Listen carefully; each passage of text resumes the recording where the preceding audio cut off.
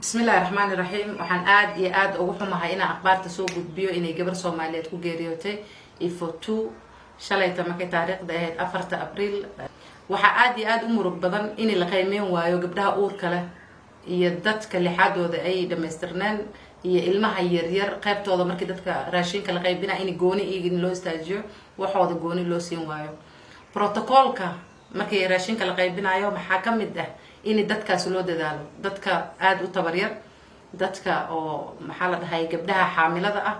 dadka oo lixaadooda dhameystirnaan iyo ciyaalka yaryar in la isku qasin iyo dadka kale xoogooda qabo oo raashinkooda xoog ku boobayo waxaan ka xumahay geerida gabadhaas waxaan rabaa inaan u gudbiyo reeraheeda iyo cid ay ka baxday tacsiyo oo inaan aad iyo aad ugu murugeysanahay ilaahay jannada ka waraabiyo iyadii cunigeeda yar saqiirka yar oo iyada raacay marka waxaan rabnaa inaan u gudbino dadka oo degan ifo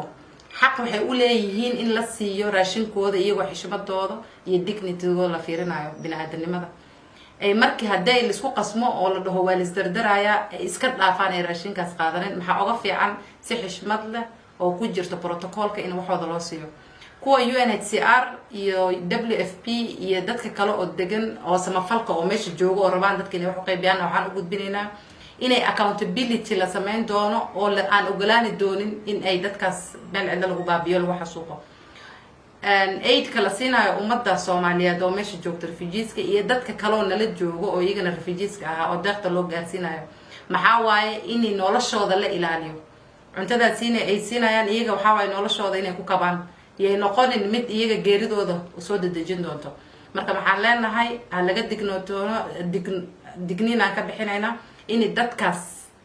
oo investigation la sameeyo gabadhaas reerkay ka baxdana xaqooda loo soo dhiciyo ayna arin noocan dib dambe ee uga dhicin ifo iyo agagaarkeeda meel raashin lagu bixinayo aad iyo aad baa u mahadsantiin tacsiyada reer Gaarisa dhammaan iyo tacsiyada muslimiinta waxaan ka xunnahay dad annaga nabadgelyo noo soo doonta inay haddana meeshana ku geeriyoodaan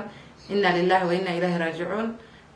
dadkaasna waan ka xunnahay waana dabageli doonaa gabadhaas reerkeedana tacsiyadaasaan hawada u soo marinayna iyadana jannada ilaahay ka waraabiyo assalaamu calaykum waraxmatullahi wabarakaatu